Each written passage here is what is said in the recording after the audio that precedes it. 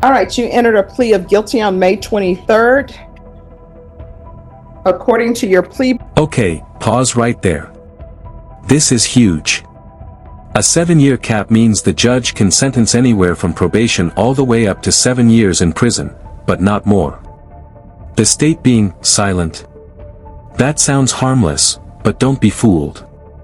Silent doesn't mean supportive. It just means they're not recommending probation. The judge now holds all the power, and that's where things get interesting. Bargain agreement. Punishment is to be assessed at a cap of 7 years in the prison. There's a $1,500 fine, and the state is silent on your application. Have both parties had a chance to review the PSI report? We have, Judge. Any objections to the PSI report from either side? No, Judge. All right. State, you are silent. Defense, do you have any witnesses? Yes, Judge. I would like to call Tony Rosales. All right. If they'll come forward, please. All right, could you raise your right hand for me, please? Do you solemnly swear or affirm the testimony you give will be the truth and nothing but the truth, so help you God? Yeah. All right, you can lower your hand, state your name for the record. Antonio Rosales. All right. And Judge, if I could, I guess, kind of give you some backstory, and I'm sure Megan will let me know if I missed any facts. So this incident took place in 2022. My client was a driver of a car. There were several other young men in the car with him with this incident who participated in this. Subsequent to that incident, my client had been, I guess, arrested, and then Mike Bellavo had represented him. That charge had been dismissed. Okay. Since that time, Ethan he got a job. He became a licensed security guard, passed his level 3, and I think had turned his life around from this incident. And then this charge came back up, and that's what brings us here today. So I can be sure. So he became a licensed security guard, then this charge popped up. Yes, then this subsequent charge, yes. So he had passed all his levels. He was licensed to carry a firearm as a security guard. He had passed all the testing, all the background checks. And then I guess the case got refiled as the deadly conduct. At least 2 of the other juveniles in the car with him, I think subsequently have been arrested and charged with capital murder. And which is why he's here And this is where the temperature in the courtroom rises. 2 of the other guys charged with capital murder. That means life without parole, or worse. So while Ethan is standing here on a deadly conduct charge, the shadow of something much darker is hanging over this entire case. The real question is, was he just the driver, or was he fully bought into what was about to happen? Co-defendant on the deadly conduct charge. So obviously the boys he was with that night, and it's noted in the offense report, he had, after work, had gone to this Nathan kid's house, and that's how he ended up being involved in this situation. And the capital murder charge has absolutely nothing to do with this offense. No. So I guess what I just wanted to point out to the court is, since his incident in 2022, Ethan has turned his life around, has a good, productive job. He's still working as a security guard, not carrying a firearm, but just a lower level of security guard. And the reason I wanted his dad appears to speak to a couple things. First of all, about the changes in Ethan since then, and also about the job opportunities he's got. So may I proceed? Yes. So Tony, I know you and I have had several conversations about Ethan and what happened that night. Can you tell the court what sort of attitude or behavior you've seen out of Ethan since this incident back in 2022? Before and since this incident, I mean, that night he used very, very poor judgment. I mean, he made a very bad decision, but he acknowledges it, his family acknowledges, we all acknowledge what he did. And like I said, like he just said, you know, we all assumed it was resolved and we can start trying to remove this from him, and he proceeded to get his commission with the state. He, in fact, the day he was arrested with the indictment, he was on his way to work. He was carrying his firearm. He was in uniform, and then everything came crashing down again. But that still hasn't stopped him. We've talked about him going to St. Philip's College for CDL. Let me ask you some. Well, I have to ask informal questions. So Okay, I'm sorry. So, what kind of work do you do? Oh, I'm an HSE engineer on the petroleum industry. Okay. I've been doing that for the last decade and a half. Okay, and so you and I have talked about Ethan's opportunities in the oil field, correct? Yes. Okay, and you and I have discussed, and Ethan, I guess the goal is if he gets probation, that he wants to apply to be a commercial truck driver. Correct? Yeah, he's already set up for a SAGE program at St. Philip's College, but we have to wait to see what happens here. Okay, and then I guess as part of that, if he's able to finish his program as a commercial truck driver, he has a lot of opportunities for work in the oil field and the oil industry, correct? Yeah, oh, well, as a service provider, not directly in the oil field, but as a service provider, yes. Okay, and can you tell the court what a service provider is? So basically, you'd be transporting materials back and forth. Depending on the outcome of this court, will be determined whether or not he can get his TWIC. Okay, tell the court what the TWIC is. Transportation Work Identification Card. There are federal and felony restrictions to that. It's not always 100% that he won't be able to get his TWIC, but he could always get a waiver. The thing is it will limit his opportunities to be able to get a TWIC card if he doesn't get a waiver approved. But that means he can still work with a CDL. He just won't have as much opportunities for advancement that he normally would. But I guess what you're telling the court is Ethan has a lot of opportunities and possibilities facing him. Correct? Yes. Okay. And I guess I didn't see any violation reports or anything that's been filed. I guess, has Ethan been living with you since the incident? 100%. Yeah. I mean, all he does is work and come home and play on the Xbox. I mean, that's basically all he does. Okay. So you haven't had any problems with him since then? Okay. And I guess, are you asking the court to give him an opportunity at probation? Absolutely. I mean, he's not been in trouble before this or since this. And we went over the PSI together, right? And you saw how serious the offense was, right? Yes, and I would not. I mean, it's hard for me to say because obviously I want to do everything. I mean, I've got him a private lawyer. I did everything I can to try to keep him out of jail, keep him out of prison, because that's not where he belongs. But to be honest with you, I read it and I understand what he did, and even as his father, I still can't say that I wouldn't have the same feelings or make the same statement that they made in the PSI. Well, I think it's good that you're honest about this situation and recognize the severity of the situation, but also understand that, hopefully, given the opportunity, Ethan can be successful. Yes, sir. Okay, that's all I have, Judge. And Judge, I had given these to Megan. These are just some of his withholding stuff and some of the state licensing stuff. Thank you. All right. That's all I have. May I ask a question? Of course. All right. In regards to this incident, Yes, ma'am. was he living with you during this time? Yes. All right. And these people he was involved with, did you know them beforehand? No. If I could clarify a little bit. Sure. So, military, firefighter, paramedic, and then I went into oil field patrolling. Mm-hmm. But prior to COVID, and actually up past COVID, I worked overseas, Venezuela, Africa, Mozambique. So I was gone quite a bit. Mm-hmm. So he predominantly stayed with me when I was in country, which was for 3 weeks at a time, every other month. But the rest of the time he stayed with his mother on that side of town. Okay. So yes, he had those friends and everything happened on the west side of town, southwest side of town. I live on going towards Florida off of 181. Since this incident, I've been home 100% of the time. I work in West Texas now. Mm-hmm. And yes, he lives with me 100% of the time now. So I'm not saying this is an excuse because it's definitely not an excuse.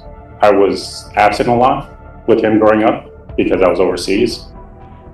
But it's not an excuse because I was still there every other month and spent a lot of quality time with him. It might not have been quantity, but it was quality time for him to know that this was not what he should have done.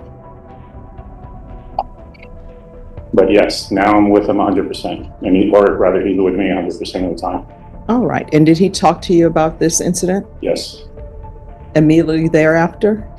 No, it took some prodding, more so because he felt when he did break down, you could tell that he was more ashamed of the fact that he did something that he let me down. I not necessarily overbearing, but the military and then firefighter, paramedic, and I've kind of a little bit structured a little bit when I was with my kids, both my kids. And so when he did break down and let me know about everything that happened, obviously I told him we need to do something about it. And in 2023, when we thought it was going to all be resolved in December, January with Michael, we said, okay, let's get back on track. And we spent the time and paid the money for him to get his commission with the state and, follow and work to the mother's commission as well. And said that if you want to do that, fine. But we need to figure out the job. We need to figure out a career. And so we've been talking about the CDO and him getting with me in the oil field and trying to get away from him. And he has not been with those friends, well, obviously, because they're locked up, but he's not been involved with anybody on that side of town since. All right. Thank you. Any other questions? No, Judge. And I know you're silent, but any questions about?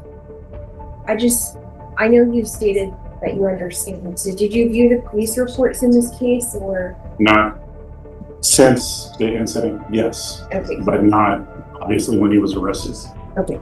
So, you understand that your son made an agreement with these individuals. So these individuals told him, hey, this is what we're going to go do. And your son agreed to go with them. You understand that, correct? Yes. And your son did fire his firearm into that house. Yes, he did. And it was occupied by multiple people. There were two 2-year-olds inside that home. Yeah, and I told him, despite the fact that they didn't believe anybody was there, you still fired. Yes. And besides the two 2-year-olds that were there were other adult individuals in the home as well. You understand that? Yes. Okay. And one of the victims describes that there were over 200 bullet holes inside their home. You understand that? Yes. Okay. And your son wasn't. This is the moment probation starts slipping away. 2-year-olds inside. Over 200 bullet holes. That's not reckless teenage stupidity, that's catastrophic decision-making. And when a judge starts repeating the facts back to you like this, she's not asking questions anymore. She's measuring consequences. Aware of this and agreed to engage in this type of conduct back in 2022. From what I understand, and only from my son's recollection, is that he didn't think it was going to be all what it ended up becoming. Yes, he knew what they were going to go do, but he didn't believe it was going to be as impactful as it was. So I guess it's my understanding he just didn't believe that the home was occupied, but he understood that he was. Yeah, but he didn't understand that they were going to do as much damage as they ended up doing. Okay, but he still engaged Yes. shooting the firearm. Yes. He passed the witness. Are there any other questions? All right. Thank you so much. And thank you for giving me some insights into your son. Thank you. So, Any other witnesses? yes, Judge, I do want to call Axel. I have some issues, I think, as far as if the state's going to be silent. I think cross-examining the witnesses in the manner in which Megan is doing, I think kind of exceeds the scope of the silent. All right. Well, the court will note that according to the plea bargain agreement, the state is silent, but they are able to address fact issues. Well, I understand addressing fact issues, but my understanding, Judge, is addressing fact issues as part of argument if I misstate anything, and I have no objection to that. Okay. All right. The court will note your any objections you have with regards to this witness. Thank you. And Judge, so I'd like to call Ethan Rosales. Can you raise your right hand for me, please? Do you solemnly swear or affirm the testimony you give will be the truth and nothing but the truth, so help you God? Yes, ma'am. All right, you can lower your hand, state your name for the record. Ethan Rosales? All right, defense, you may proceed. So Ethan, you and I reviewed the PSI, right? Yes, sir. And I guess over the course of my representation, we've discussed the incident in question, right? Yes, sir. Repeatedly. And we discussed the boys you were with that night, and obviously the path they went on in their life, right? Yes, sir. And they're either, I guess, going to end up in prison for life or on death row, depending on whatever election the state has made. And so that kind of tells you the people you were hanging out with, right? Yes, sir. And I know you expressed regret about what happened to the people at when you met with the probation officer. But I guess when we looked over the PSI and you saw who was in that house, right? Yes, sir. You understand, I mean, how lucky you weren't here on murder or capital murder charges, right? Yes, sir. So let's talk about your life since the incident. Okay. So I know your dad said after Mr. Belleville got the first charge dismissed, you went out and got your security license, right? Yes, sir. And level 3 is the highest level, correct? There's actually a level 4, but Okay. that's private security. Okay. So you took all these tests, you passed background checks, you got a job, you seem to have your life back on track, right? Yes, sir. And then, of course, this new case came out. So obviously the judge has a decision to make about what happens with your life, right? So if you're given the opportunity at probation, you heard your dad talk about the opportunities you have. Do you think you'll be able to take advantage of those opportunities? Yes, sir. Okay. Is there anything else you want to tell the judge about what happened that night, or anything you want to say to the people involved? Yeah, I just want to say I'm sorry. I didn't know who was in there. That doesn't change the fact of my decision that I made that night, but it stopped me a lot from job opportunities and moving forward in life to make more money and just be successful.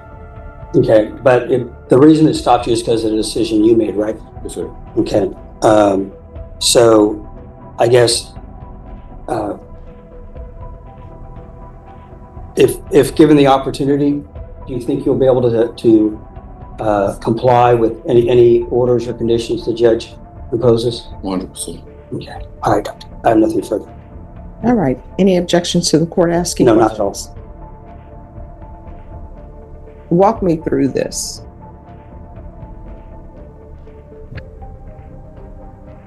Friends come to you. Were they your friends?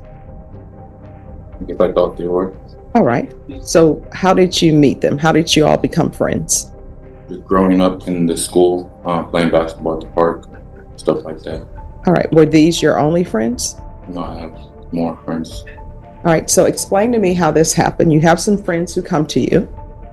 So they come to you, and what do they say?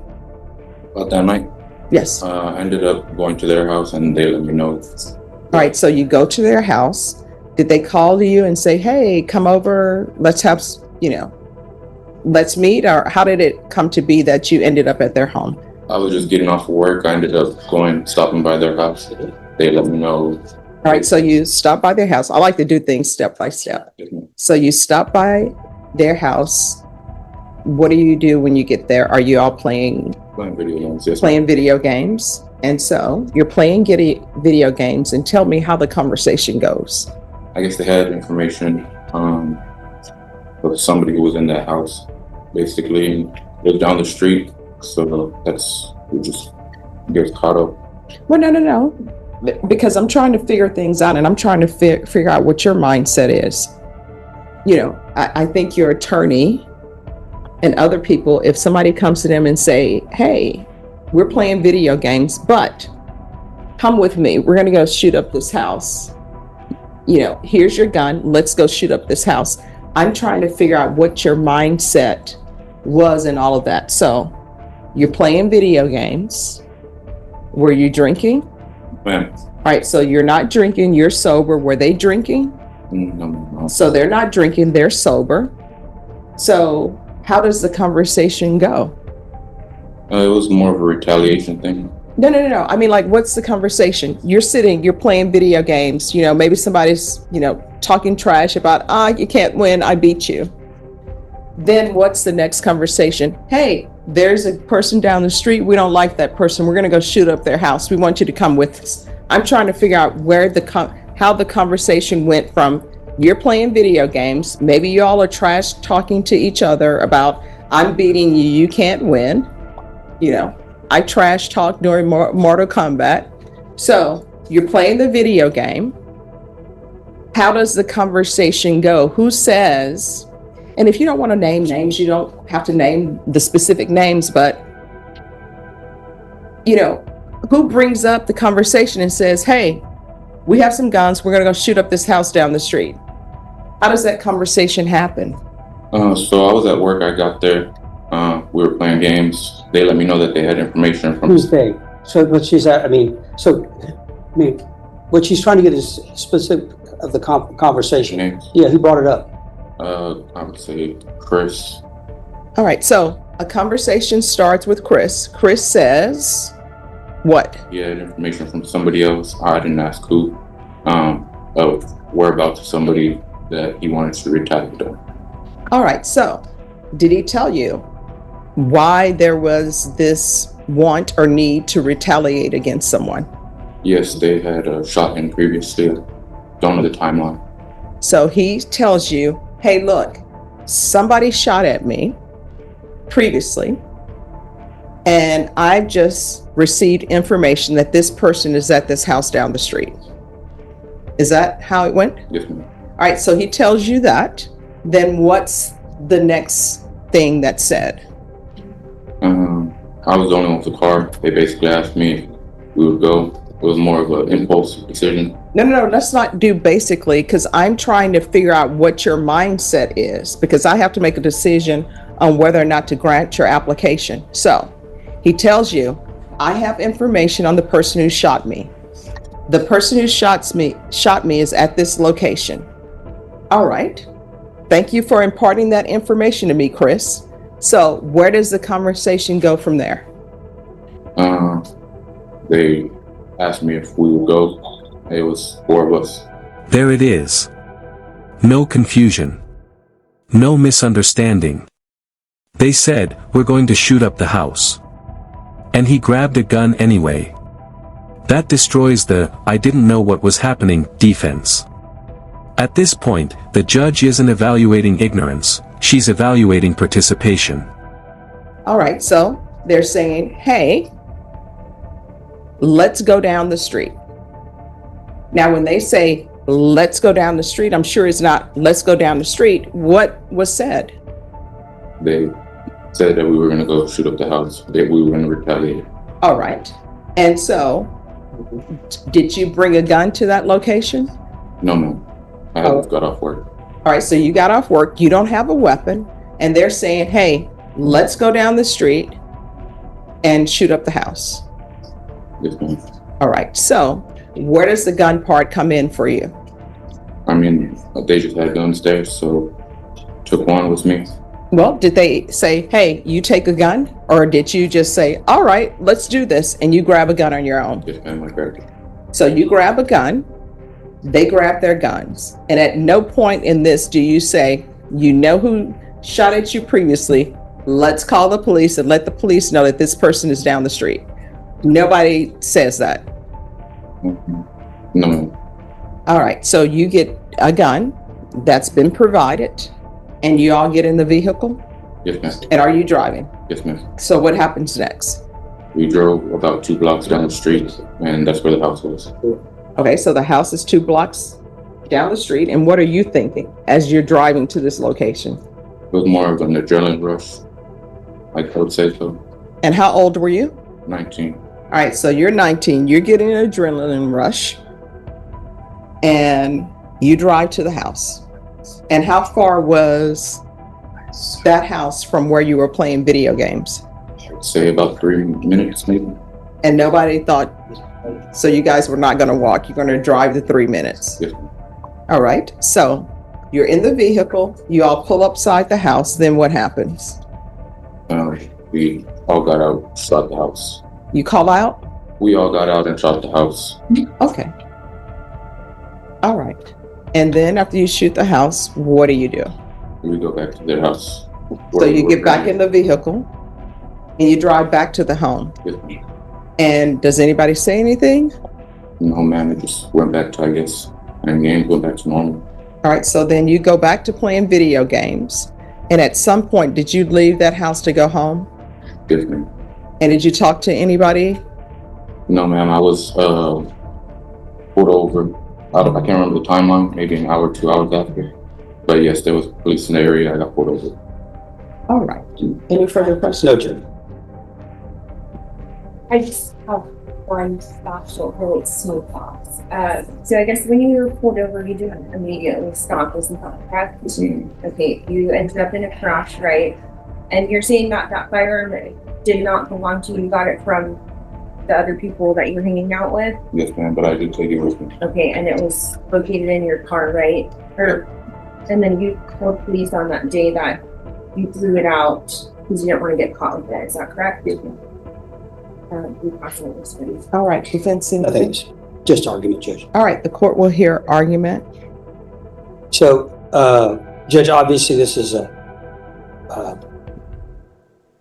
really severe fact pattern. The one thing I would note is I don't think up until this incident, Ethan had any criminal history, and I think since then he's turned his life around. Obviously, I think Megan can make the court aware of the other, at least two of the other boys involved are in jail on capital murder charges, and obviously he was definitely running with the wrong group of boys that night. That being said, obviously he made the decision. He accepts his responsibility for it. He understands what he did and how lucky he is that nobody's dead. What I'd ask the court to consider is since 2022, he's turned his life around. He had and lost a good job, and that's his fault because of the situation he put himself in. But I do think the court can look and see that over 3 years since this incident, he stayed out of trouble. He's, I think, on a good trajectory in life and has a lot of opportunities in front of him. I'd ask the court to consider, and obviously there's a bunch of different possibilities the court can consider. Obviously, the most important thing as far as I see is the court grant either, regular probation or deferred. Obviously, deferred would be a great opportunity for him moving forward as far as employment. But what I'd ask the court to just consider some form of supervision, just to recognize that in spite of this horrible situation that he got involved in, he's really shown himself to be a different person than he was when he was 19 years old. And I think he's got a good path in front of him. I'd ask the court to grant his application for either deferred or regular with whatever conditions the court feels are appropriate.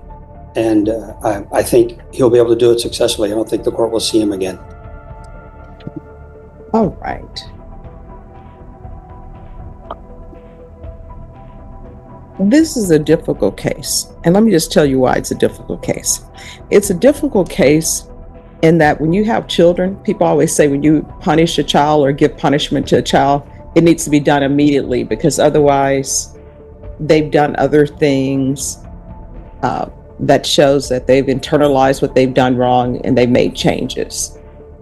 So it's regretful that this case wasn't done sooner, and that's no fault through the prosecutors. And in this court, sometimes cases are not indicted. But here's my issue. when people get together in these groups and they decide to commit crimes together, sometimes if one person would have said, no, I'm not doing that. For example, it sounds to me like people were lazy. They didn't want to walk the 3 minutes. Probably if you would have said, yeah, I'm not going to drive, I'm not a part of this. Who knows? Maybe they wouldn't have done that day. I'm looking at the complainants too. Sometimes, well, I'm just going to say it. Some things are the cost of doing business, right? If you sell drugs, you're probably going to go to prison. You may end up getting killed. Cost of doing business. If you're a gang member, you may end up getting shot and die. Cost of doing business. If you shoot up. This speech right here. This is a sentencing speech. When a judge starts talking philosophy, lawlessness, gangs, retaliation, she's signaling where this is headed. And that line about the toddlers not being part of the cost of doing business, that's the emotional anchor of her decision. Someone's home and they come back and shoot up your home, cost of doing business. That probably will happen. But we can't have people running around lawlessly. And that's my issue. So the young children in that house, they were not a part of the cost of doing business. And I see that there's some issue for restitution. And honestly, I don't want to give restitution to somebody who shoots at somebody else, and then somebody comes to their home to shoot up their home, and now you want restitution. That's sort of like the cost of doing business. I'll hear restitution amounts, but it's really the cost of doing business. And I don't think they should benefit from, as we learned in law school, they have dirty hands. So they should not be benefiting with restitution. So the state is offering a cap of 7 years. I just don't think this is a case that's appropriate for probation. Counsel, I'll consider, I'll retain jurisdiction. Okay. So. Can I speak to the cap? Yes. Well, I appreciate the court retaining jurisdiction. So, Judge, I'd ask the court to take into consideration that it's been 3 years since this incident, that he's not gotten any more trouble. He's maintained employment. And obviously, if he does well and the court grants him shock, then I think he'll still have a good future in front of him. I'd ask the court to assess sentence of 3 years TDC while retaining jurisdiction. All right, so the state was silent on his applications, but I don't think they were silent on the cap. I think that covers. I think silent is silent. I think it's entirely up to the court. I don't think if the state wanted to make argument, then they could have opposed. All right. Well, I will tell you this. According to the plea bargaining agreement, it says the state will make no recommendations to the application for deferred or community supervision.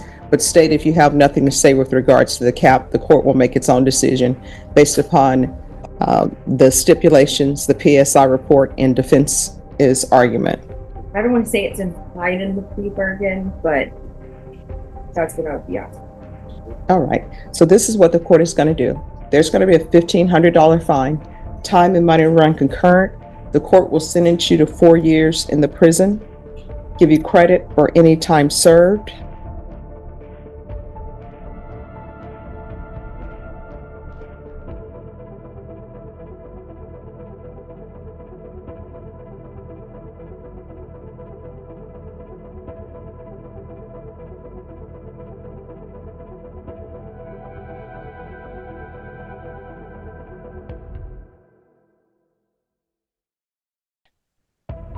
And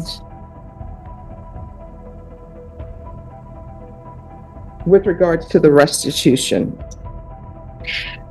and I'm serious about with regards to the restitution, you really need to come to court with the clean hands. You can't be a part of this life and then want restitution. But state, was there any restitution? Judge, they did give an amount to riot officer, the homeowner. and that was $15,740.65. But it says that the out-of-pocket actual expenses were $6,980. All right, so here's the question for the court. Were there any receipts provided to defense counsel? No, Judge, and I guess if we get to a hearing on the motion to shock, I guess we can have a restitution hearing at that time. I mean, it sounds to me like they just provided an amount to Well, here's probation. my question. Were there any receipts? To my knowledge, no, and there were none attached to the PSN. All right. So the court doesn't have any receipts before it with regards to restitution. So, Judge, I guess barring that, I mean, I don't think the court can impose restitution based upon estimates or just generic statements from the complainants. So at this point in time, the court does not have any concrete evidence, not even Have a seat. preponderance of the evidence. The court doesn't even have a preponderance of the evidence for restitution. So at this time, the court is going to say there's $0 for restitution. Is there anything else with regards to sentencing? No, Judge. All right, did you review the document entitled Trial Court Certification of Defendant's Rights to Appeal with your attorney? Did you understand it and sign it? Yes, ma'am. All right, because this is a plea bargain agreement, because I followed your plea bargain agreement, and because you waive your right to appeal, you do not have the court's permission to appeal. Because this is a felony conviction, you're not allowed to own or possess any weapons or ammunition. If you have a question over what a weapon or ammunition is, you'll need to speak to an attorney. Do you understand? All right, off the record, here's the thing. If you strongly want the court to consider perhaps giving you shock probation, you had better show me something that you are doing while you are in custody at the prison. Do you understand? Okay. All right, good luck to I'll you. talk to you. There's any Okay. victim impact statement, anything? Is there a victim impact? Nope.